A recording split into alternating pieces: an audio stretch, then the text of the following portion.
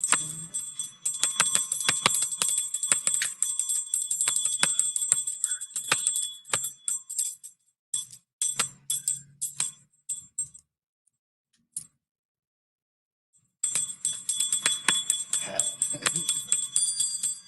everybody, and welcome to Tuesday Talks. We got something there, so I have to take care of. Tonight, JC, my friend, Moon Spirit. Yep. Got a new middle name. Yeah, my friend. There's another one for you. That's a good Got middle another name. one. That's a good middle name. But JC and myself are going to talk to you about serendipity and why we tend to lean towards that side of things than this whole predestined because of a conversation that came up earlier.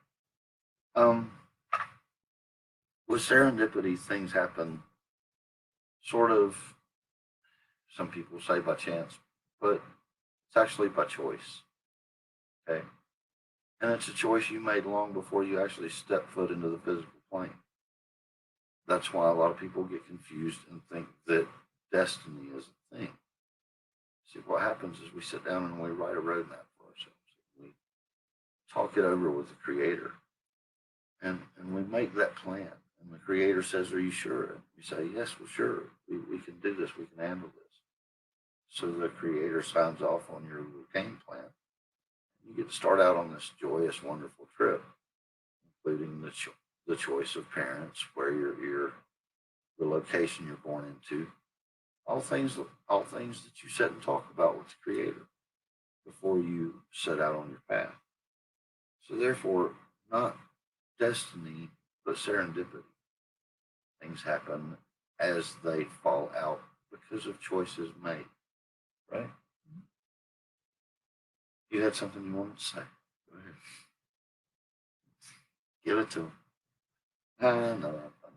So, yeah, the discussion earlier today, a very interesting turn on Answers with the Astral Bag Lady, and I added a few of my notes based on my experiences because I've done a lot of work not only in this life to come to terms with decisions I've made, but also in other walks have I made decisions. And so in those other decisions, I realized where the tests were and where they repeated themselves, and I've learned to walk out of a few of those.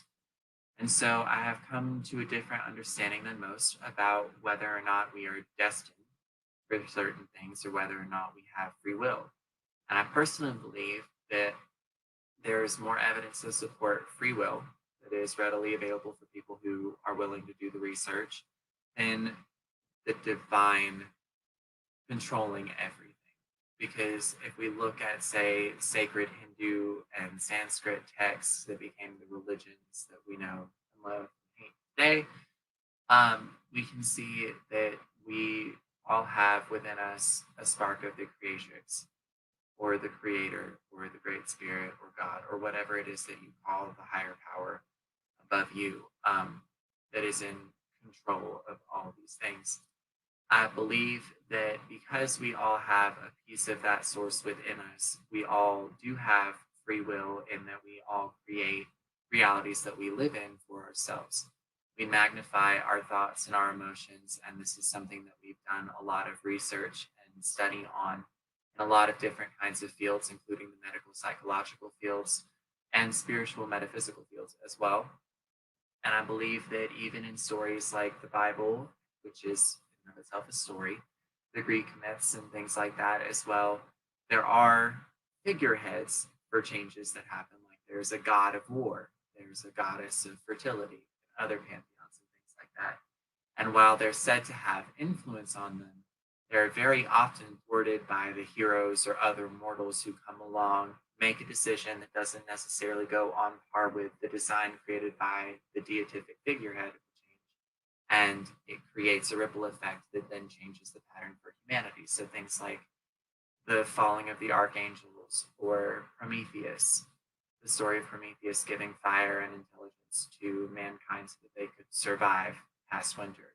These are stories that we've learned through study are about us becoming more self-aware and needing to survive and figuring living out basic instincts like I have to have shelter and stuff like that. But they're also a little deeper because they let us know that Well, at some point we have to take control of it. at some level, they're all parables for learning to be an adult. Exactly. It's about taking responsibility for our choices. We don't learn to do that if we just determine that they're all preordained decisions that are completely out of our hands. And that way we never learn and we never grow because that's not our purpose. And our purpose is just to be a sheep. Yeah, we weren't put here to be sheep. We were put here to be self-determining. We were put here to be self-governing, which begs the question: where are we at? What are we doing? Right. But those are questions for another time. Right now, what we're trying to get across to you is that they are choices.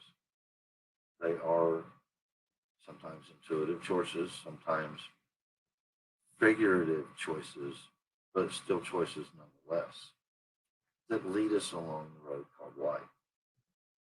Like what Reverend L said today on the broadcast, she said, life is something we do to ourselves. I truly believe that life is something that we do to ourselves because how many times do we look at something like a mistake that we've made and we're like, oh, why did I do that? We're never like, oh God, why did you make me do that? We can't blame God for everything. As we have to, at some level, understand that God might have been trying to tell us this is not the relationship for you or this is not the job for you. And we just ignored it because we accepted that this was the decision we made and we'd stick with it. So if you look at life through that lens, you have to look at life through that lens with everything, like trauma. Because I don't think you really get to pick and choose. Otherwise, we'd all just show up. We'd all believe in the same thing. We'd all look exactly the same. We'd all wear exactly the same stuff. And that's just not the case. If we're all supposed to be different, we're all still aspects of the creator or pieces of the creator, then we're all the creator, basically, right? Basically, I've on my walk heard the numerous people along the years beg the question, why am I where I am? And invariably, it boiled down to a decision that was made, be it good or bad. And I've listened to the tales of woe of missed opportunities along Yeah. the way. In my helping of these people with their issues, I have learned that reminding them that they made the choices that got them where they are doesn't really serve. Helping them understand that they made the choices with the Creator's intuition, with the Creator's guidance. Because the Creator will help you stick to your plot. Right. Sometimes makes it a little easier for them to understand that they made decisions, the Creator helped them stay with them. It's never an easy conversation because, of course, usually the people that I end up talking to are trying to consider whether or not they actually want to stay in this physical form. Right. It's never an easy conversation, but it's always a worthwhile conversation. I mean, when I started my path, I was one of those people who didn't want to stick around, and I didn't believe any of what I'm spouting out right now. But I have come to understand that if I wouldn't take them out, if I wouldn't take out the people who hurt me, if I would change the script in how I was brought up or what happened to me, because I felt like it helped me become who I am today, even if that was messed up at that time. If I wouldn't go back and change it and I wouldn't be willing to take them out of my life myself, whether off the mortal coil or not, then I obviously made a choice. And that for me, like after going through what I went through to get past that point, it's like, okay, well, if I wouldn't change them, I've made this choice. And if I did do what he says, and I did write the script, did get sign off approval from the creatrix creatrix does in fact have a plan. And that's where I think a lot of people get wires crossed a little bit, because I'm not saying the creator doesn't have a plan for us. Just the creator may not have come up with every aspect. I think the creator throws us plot twists and curveballs to help us navigate the script a little better, because I feel like I gave them landmarks, kind of like chapter titles.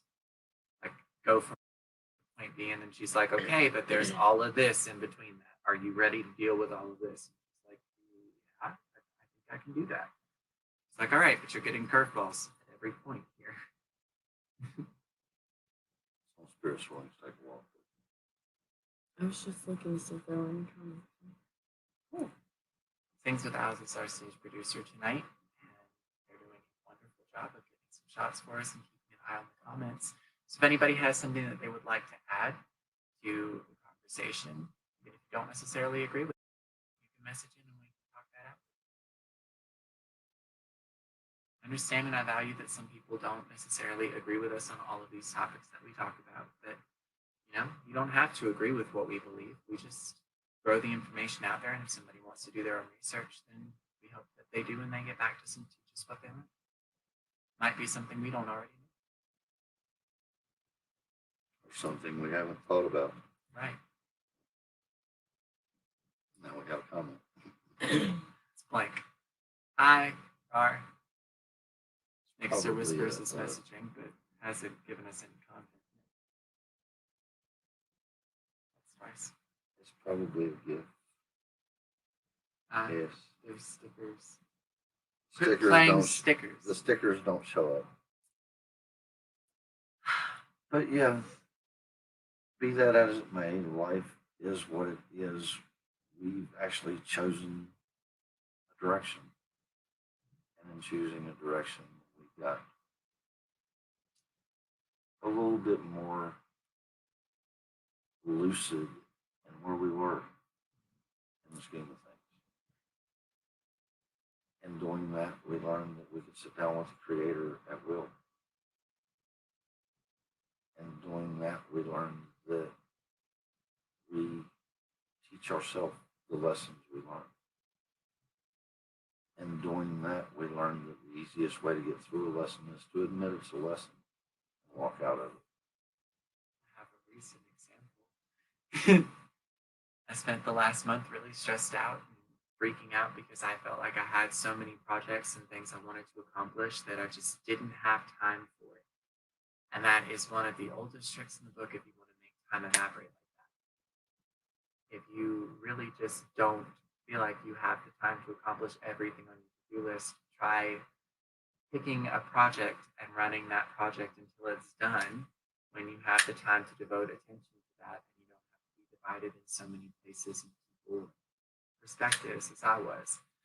Because I walked myself right into that test, and I knew I was in a test for something, and then somebody brought it to my attention yesterday, and I was like, oh, that's so frustrating because I've already dealt with this before, but I can also see that I walked into this because this environmental thing had shifted, and now it was time for me to try it again so I could make sure it wouldn't affect me the same way this time. And it worked. It at least got me through the perspective of the moment. It did cause me another hiccup, but I do take my karma up front. I like to get ahead of things before they become massive hiccups. So even though I did have to pay an hour of penalty because of my timing snafu, I have to pay an hour. I have to pay a year. It's good. We've already been through the losing 6 months with JC. More than once. Very, very guys, weird. we all make choices. We all have decisions to make. We all have to move forward at some point. I know that we've talked to you over the last 18 months about some pretty hard things, about some pretty brutal things. Walking out of yesterday is not the most brutal thing we've asked you to do. It's just the most repetitive thing we've asked you to do. Let's make a conscious decision, move forward together as a unified humanity. Peace and blessings, everybody. Join my friend JC Moonspirit and my better half sings with Alice tomorrow night, or tomorrow, sometime during the day, for their Witchy Wednesday Wisdom and title. Peace and blessings. Come back and see us